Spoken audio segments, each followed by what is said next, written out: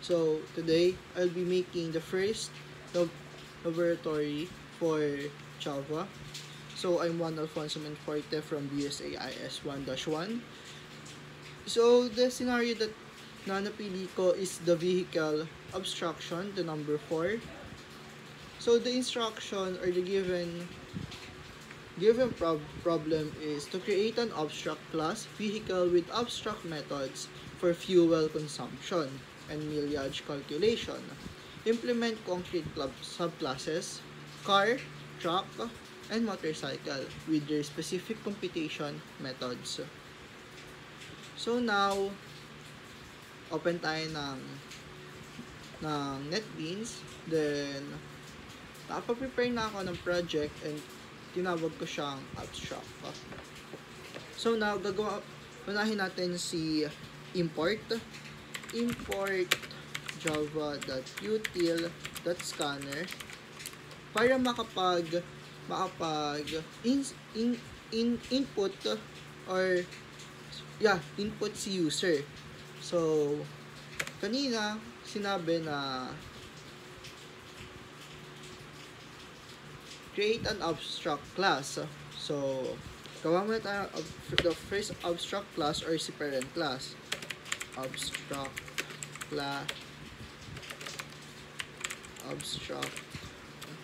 So bakit vehicle yung pinangalan natin, since yung problem natin is all about vehicle, the cars, truck, and motorcycle. So now gagawa naman tayo ng dalawang abstract methods. Bakit dalawa? Since given dito is fuel consumption and mileage calculation. So now create muna tayo public abstract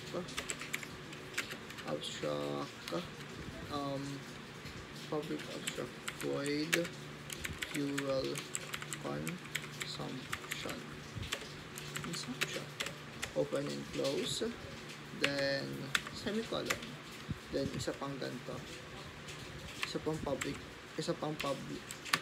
abstract method void for mileage. Yan. So meron na tayong dalawang abstract method. So now let's create the three subclasses or the what you call the child class. So let's create the three subclasses and tatawagin natin siyang car, truck, and motorcycle. So let's create class car for the first child and i-extend natin siya kay parent class kay vehicle. Extends to vehicle. So meron na tayong first subclass. Then let's create another subclass, class truck. Extends to vehicle rin. Open and close parenthesis, bracket. Then another for the last child, motorcycle. Extends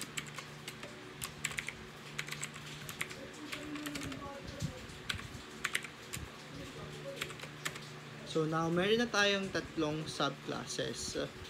Si car, si truck, and motorcycle. Since sinabi sa instruction, implement concrete subclasses car and truck and motorcycle with their specific computation methods. So now makita nyo lahat si car, truck, and motorcycle is naka-red dahil hindi niya na-override kung ano yung naka-extend, kung ano laman ni vehicle. Dapat kung ano meron kay vehicle, ina-override din ng tatlong subclasses. Like, let's see, car is not abstract and does not override abstract method mileage in the vehicle. So, ang kailangan lang natin is i-override lang natin yung dalawa. So, si public void fuel consumption, and open and close parentheses,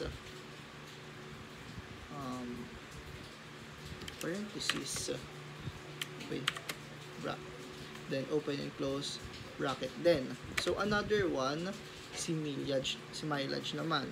Mileage, public void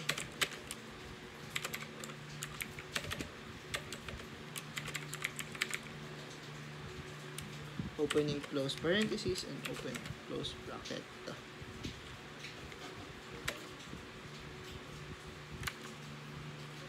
So now, maglalagay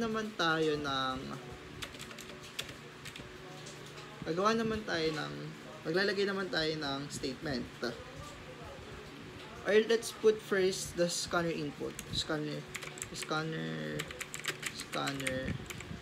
equals new scanner system dot in, then semicolon. So let's create the first question for the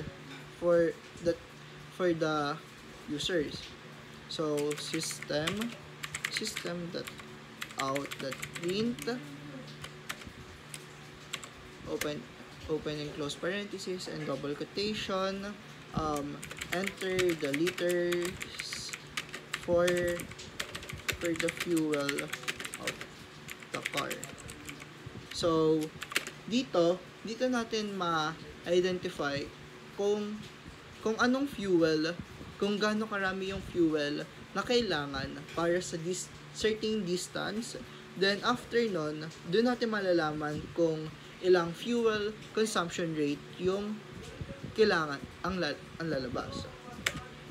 So double ang gagamitin natin dahil hindi tayo pwede since like parang gamitin na natin siya as a double para magkaroon tayo ng exact answer later. So double liters equals scanner dot next double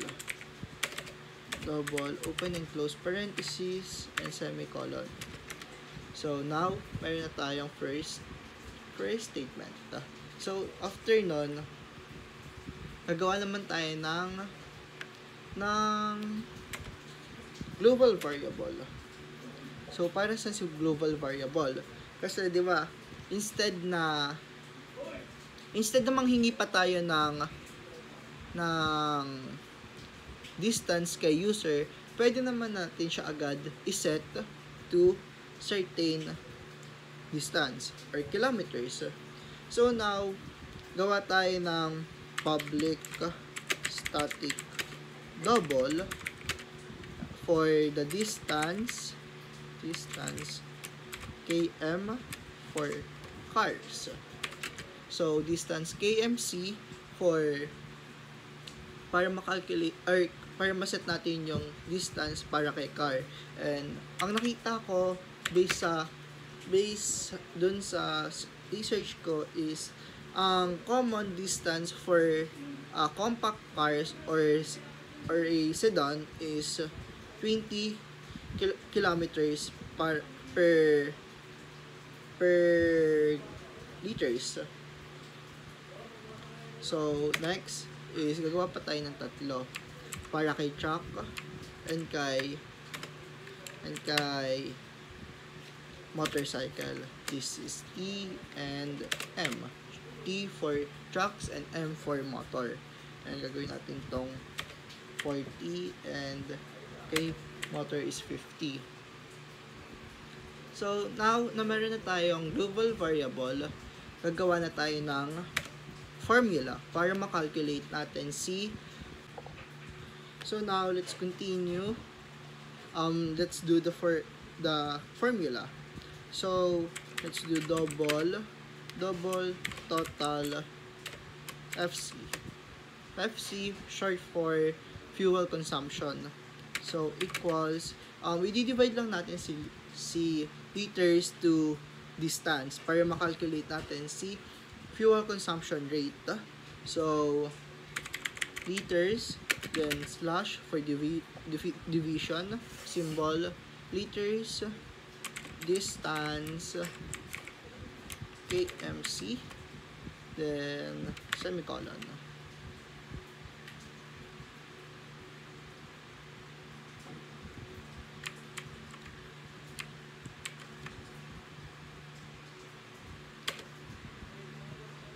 So yan, mayroon na tayong first formula para sa ating fuel consumption. So next is yung another statement ulit, system.out.print, open and close, then double quotation, the fuel consumption rate is, then let's add here the total FC. There's add tayo dito ng isa pang double quotation para sa KM. Yan, let's see. Try natin siyang tawagin. So since alam naman natin na pag magko-call tayo through abstract method is hindi natin pwedeng gamitin yung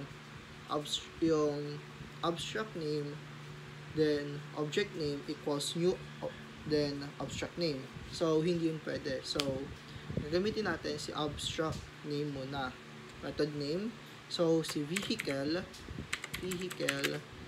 then let's call it C equals new car.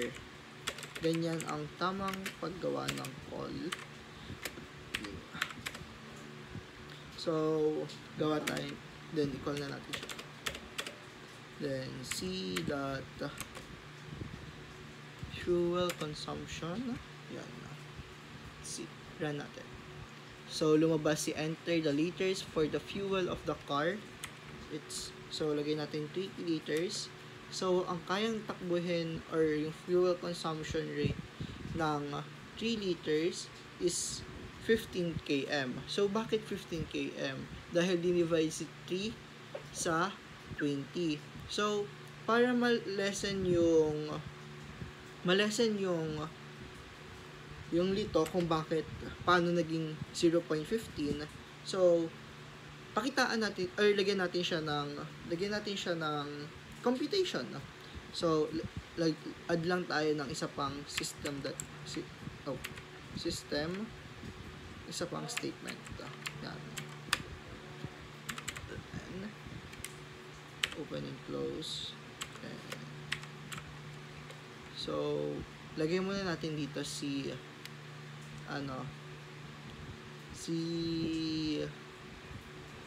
liters plus then yung symbol ng division. So gagayahin lang natin to, yung formula na yan.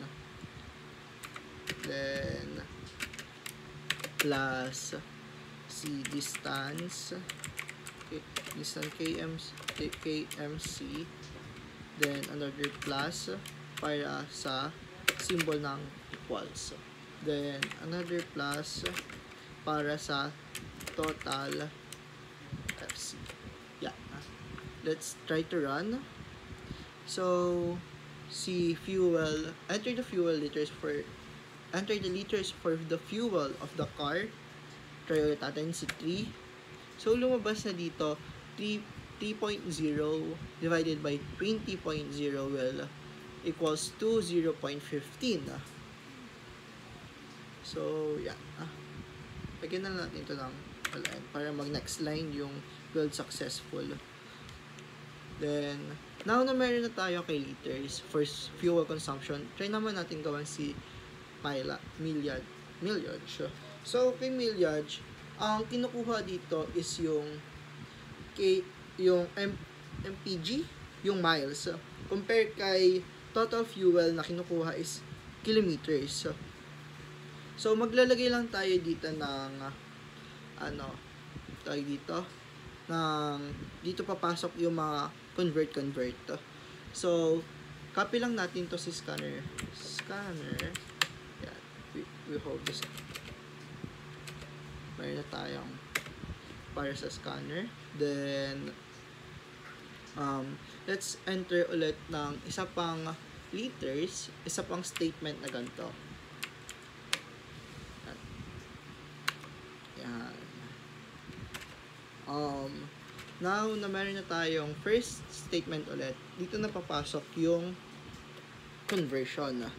Dahil, kailangan natin i-convert si km to miles, then si liters to gallon, para makuha natin si mileage, or whatsoever. So,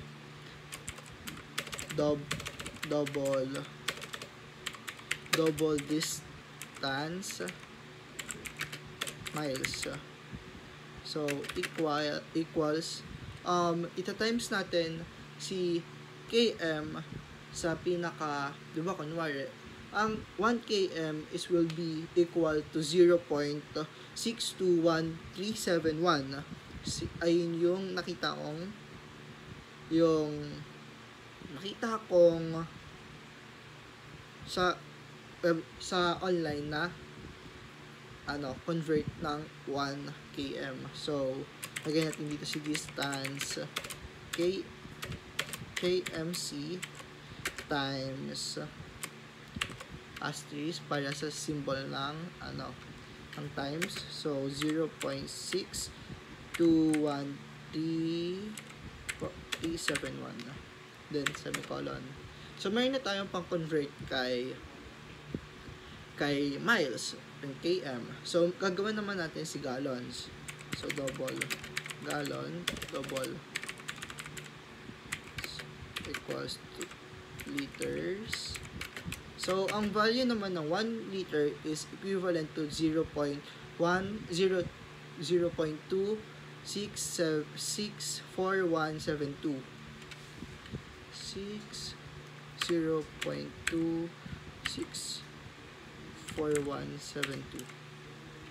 Yan. So, since mayroon na tayong conversion, so, kailangan na lang natin ulit ng formula. So, double tawagin naman siya mileage. So, equals to distance miles divided by 2 gallons. So, distance, miles, and gallons yung gagamitin natin. Since dito, sa fuel consumption, ang ginamit natin is liters and km. Since kay mileage nga, ang kinukuha na is miles. So, i-convert na natin siya. So, copy lang ulit natin to. Itong dalawang statement na to. So, dito is distance miles. Then,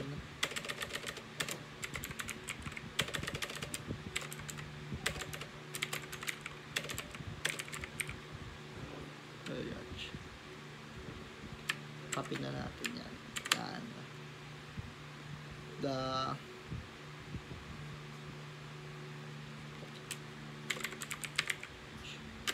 of the part is, so papalitan natin ito ng mpg, then dito kilometers, liters. Yan. So, i-call rin natin siya. So, C dot yan.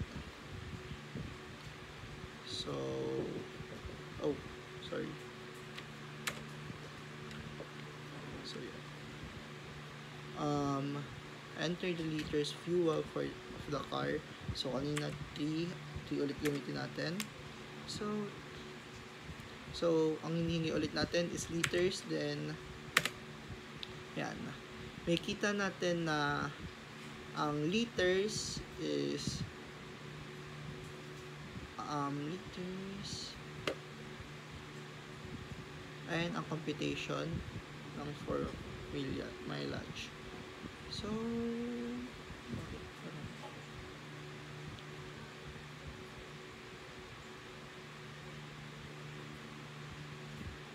liters. May mali.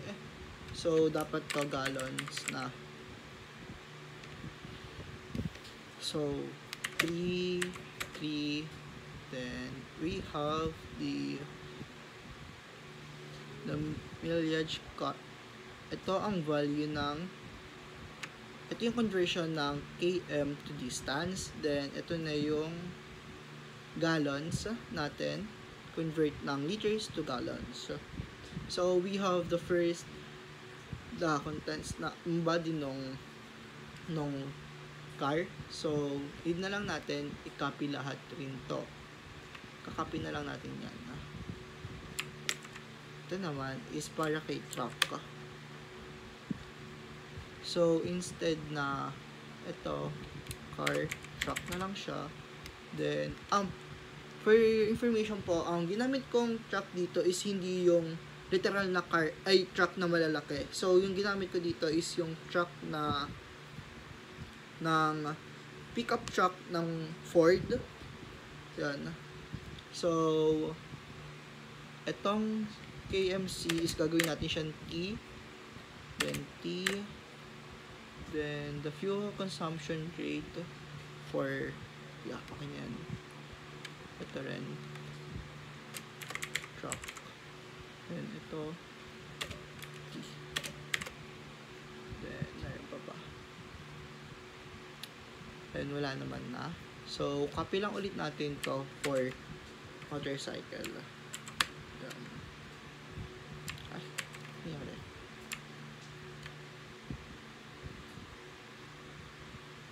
Yan.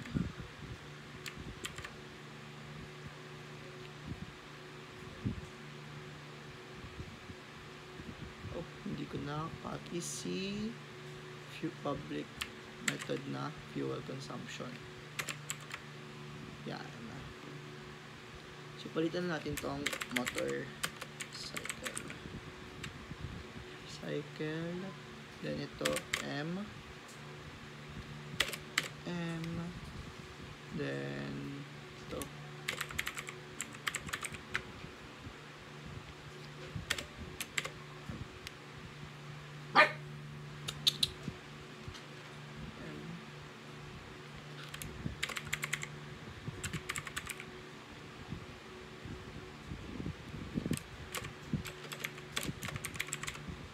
So, i-call natin sila lahat. So,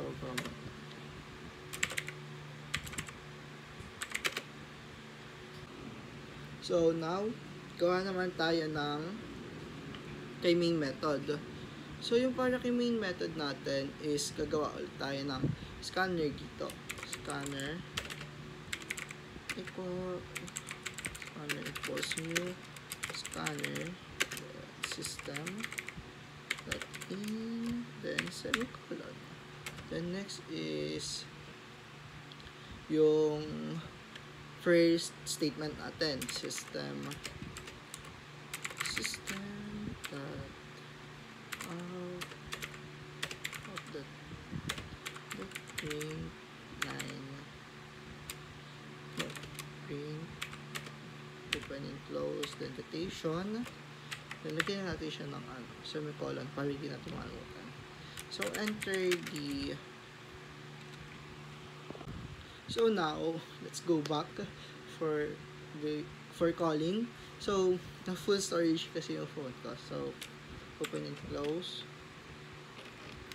Open and close, parenthesis, then semicolon, then vehicle, then M for motorcycle, new motorcycle, semicolon. So, tawagin na natin, let's call them. So,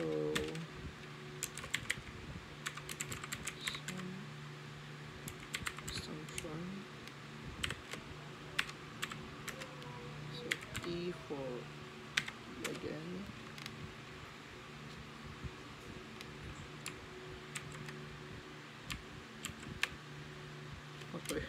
Motorcycle. So, we have for the car and truck na. So, M fuel consumption, then another M for mileage.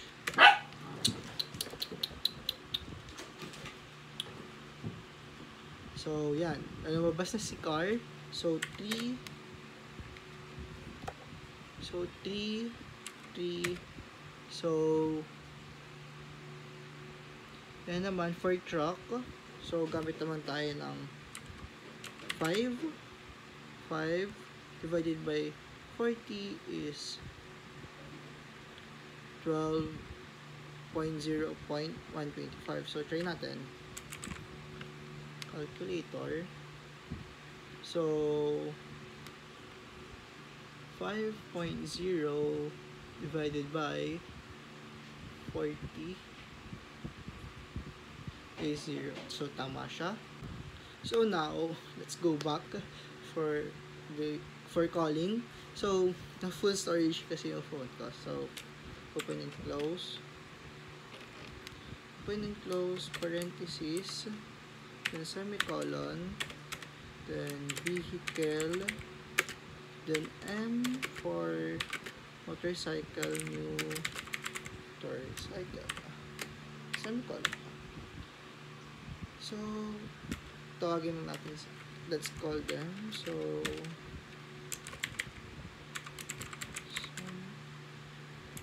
assumption.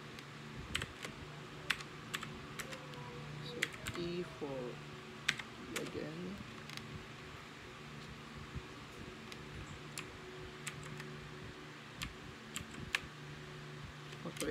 Motorcycle.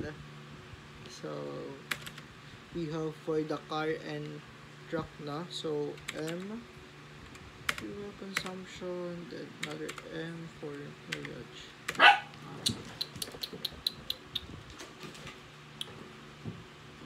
So, yan. Lumabas na si car. So, 3. So, 3. 3. So, yan naman for truck. So, gamit naman tayo ng 5. 5 divided by 40 is 12.0.125. So, try natin. Calculator. So, 5.0 divided by 40 is 0. So, tama siya. So, yung kay car naman, ito. Kay car is 3.0 divided by 20.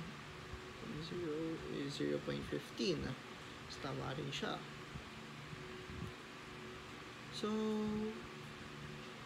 hindi natin nabago yung 4. So, 5 again for the mileage. So, ito ang lumabas. Then, next is kay motorcycle. 6. So, ayan. Lumabas na. So, we have the computation for all. Then, let's make. So, ayusin na natin yung kay main method.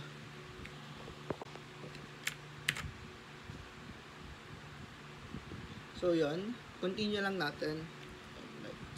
So, 1. So, liters for fuel is 3.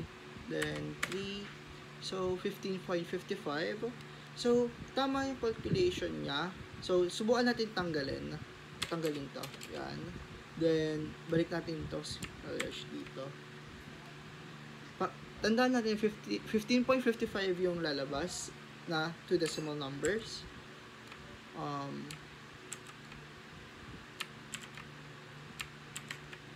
So, let's see.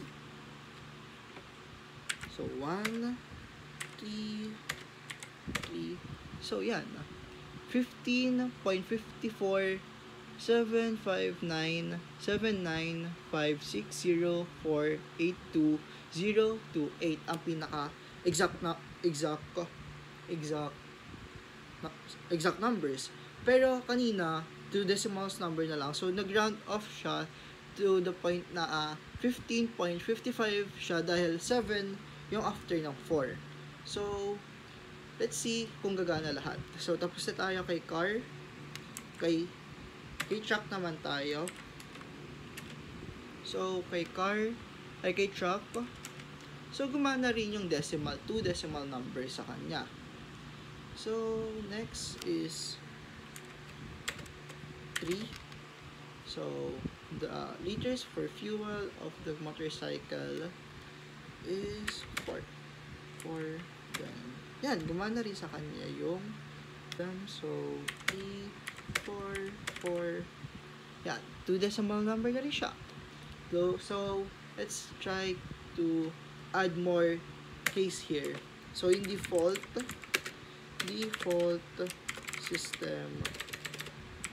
system.out.print